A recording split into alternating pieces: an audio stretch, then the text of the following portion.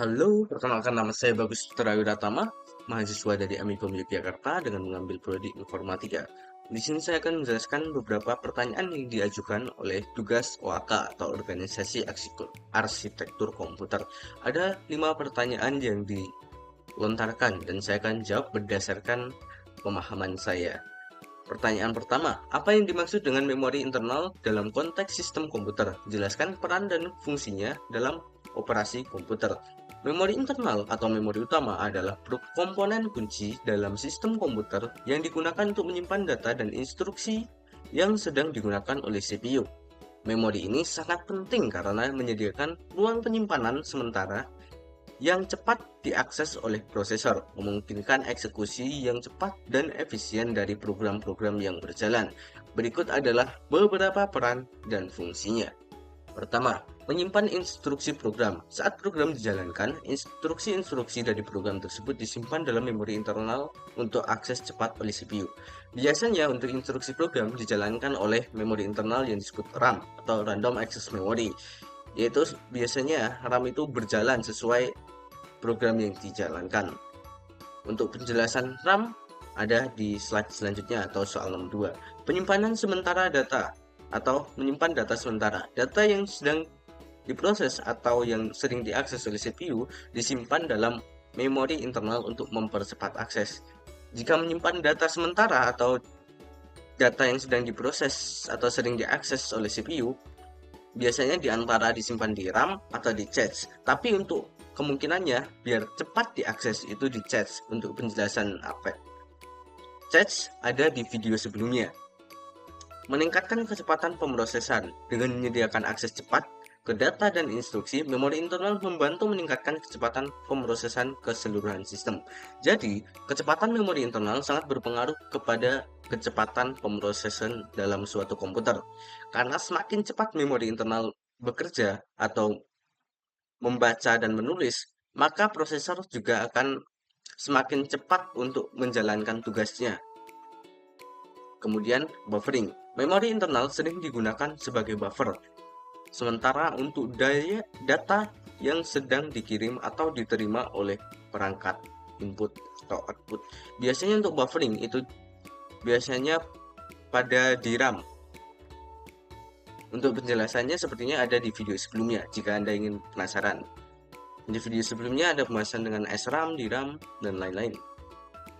Dan cache. Kemudian untuk soal nomor 2, sebutkan dan jelaskan 2 jenis memori internal yang umum digunakan dalam komputer. Ya, seperti yang kita ketahui, ini adalah 2 jenis memori yang sering kita dengar atau paling kita ketahui lah, yaitu RAM atau Random Access Memory dan ROM, Read Only Memory. Definisi dari RAM sendiri adalah jenis memori yang dapat diakses secara acak. Artinya, data dapat dibaca dan ditulis dalam waktu yang relatif singkat tanpa harus mengikuti urutan tertentu. Fungsinya digunakan untuk menyimpan data instruksi sementara yang diperlukan oleh CPU saat menjalankan program. RAM bersifat volatile, yang artinya data di dalamnya akan hilang ketika daya listrik dimatikan. Jenis-jenis RAM terdiri dari beberapa jenis RAM termasuk DRAM, Dynamic RAM, SRAM, Static RAM, dan DRAM diperlukan atau perlu disegarkan secara berkala, sementara SRAM lebih cepat dan lebih memerlukan penyegaran. Kemudian ROM, Read Only Memory. ROM adalah jenis memori yang dapat dibaca namun tidak dapat ditulis atau diubah oleh pengguna setelah data ditulis saat pembuatan. Digunakan untuk menyimpan firmware atau perangkat lunak dasar yang diperlukan untuk memulai dan mengoperasikan komputer. ROM bersifat non-volatile, artinya data tidak dapat hilang meskipun daya dimatikan oleh listrik. Jenis-jenis ROM termasuk VROM atau Programmable ROM, EPROM atau Erasable Programmable ROM, dan EEPROM, Electrical Erasable Programmable ROM.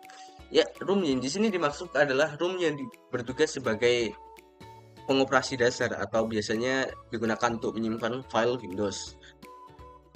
Seperti itu. Makanya tidak dapat diubah karena jika file Windows dihapus, maka operasi berhenti bekerja. Seperti itu.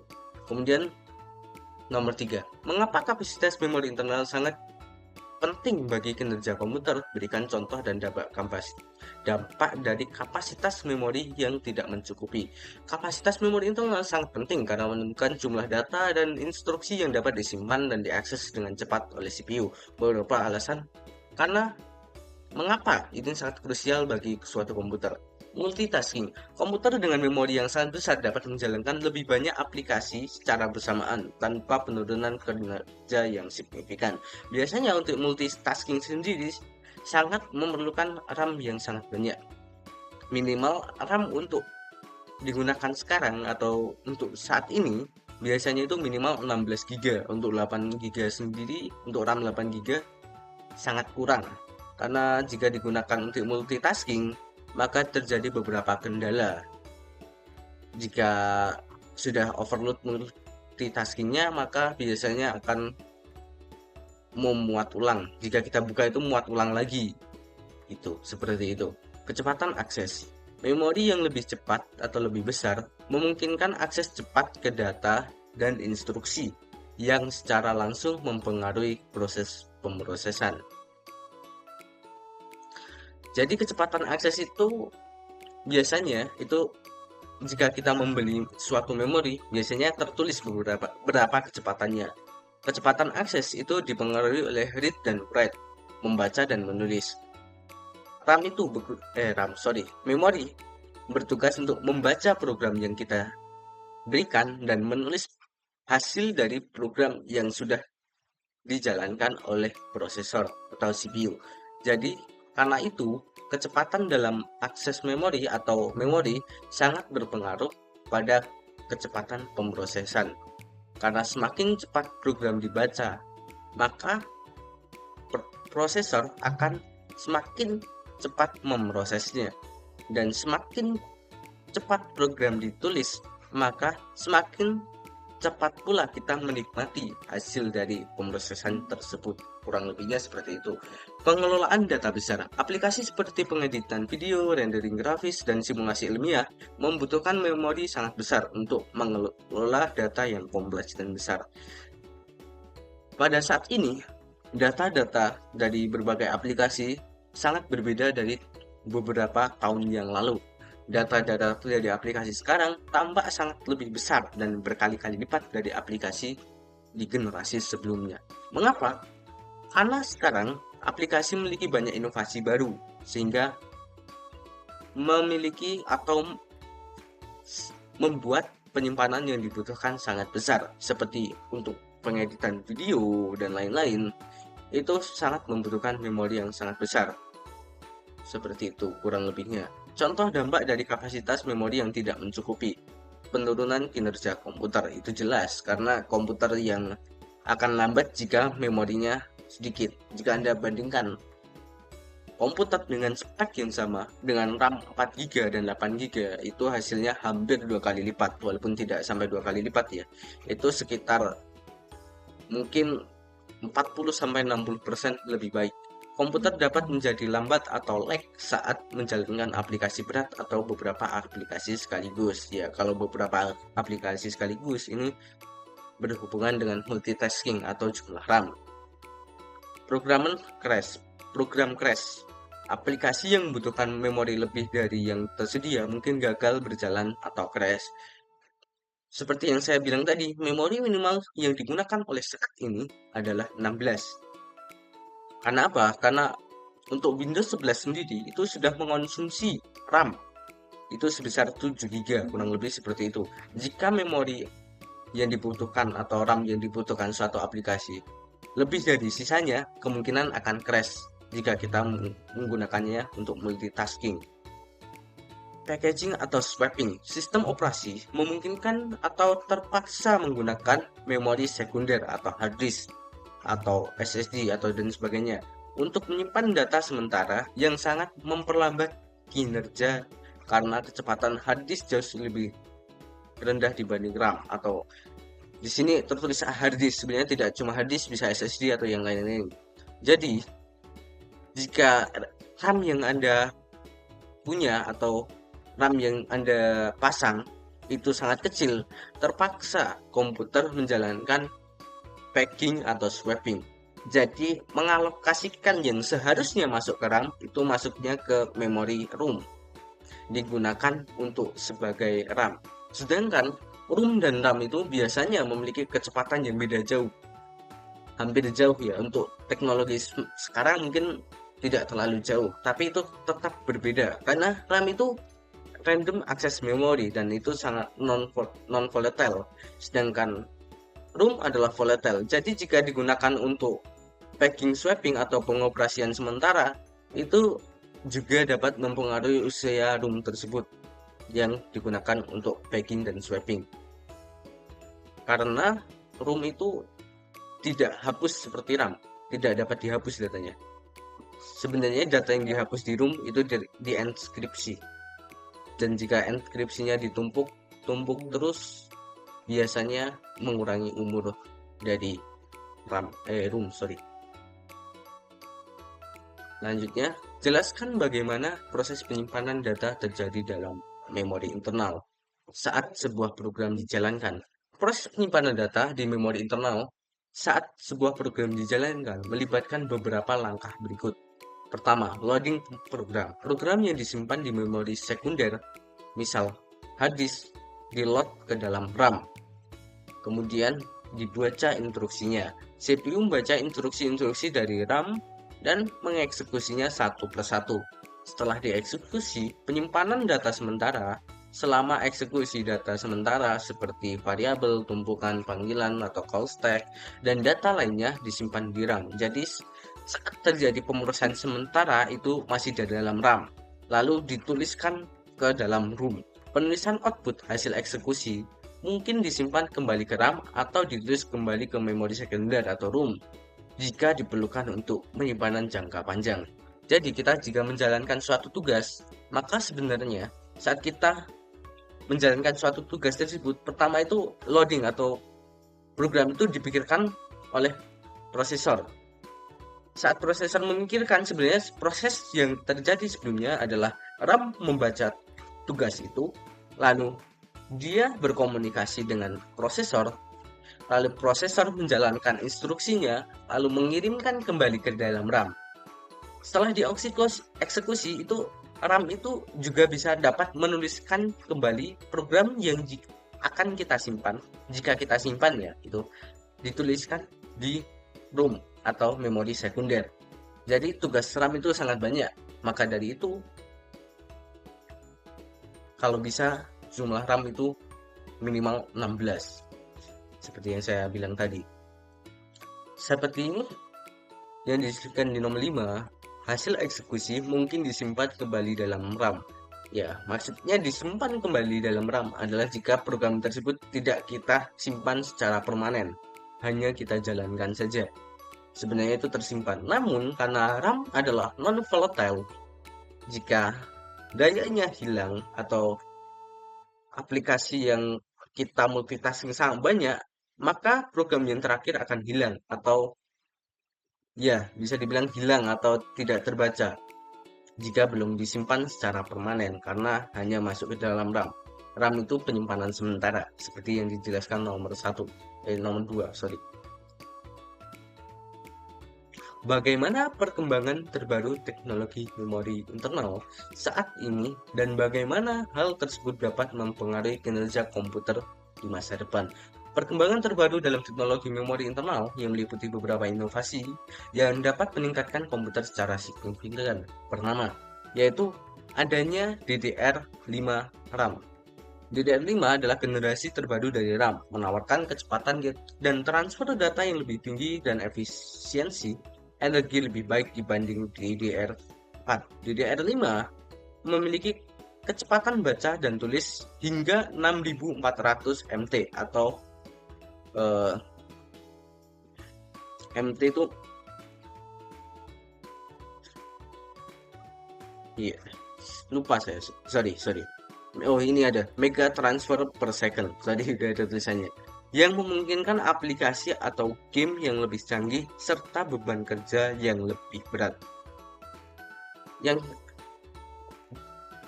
sekarang ada yang namanya DDR5 RAM.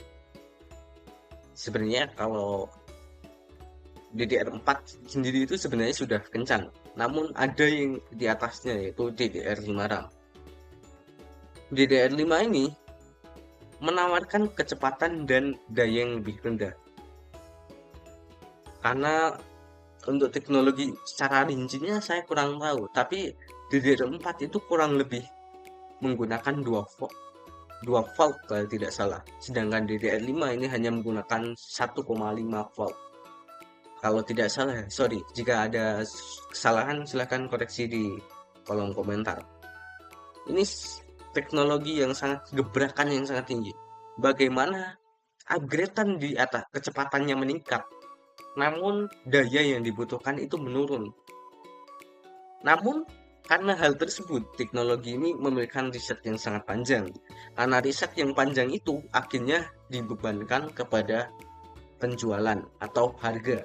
DDR4 dan DDR5 itu harganya hampir 2 kali lipat.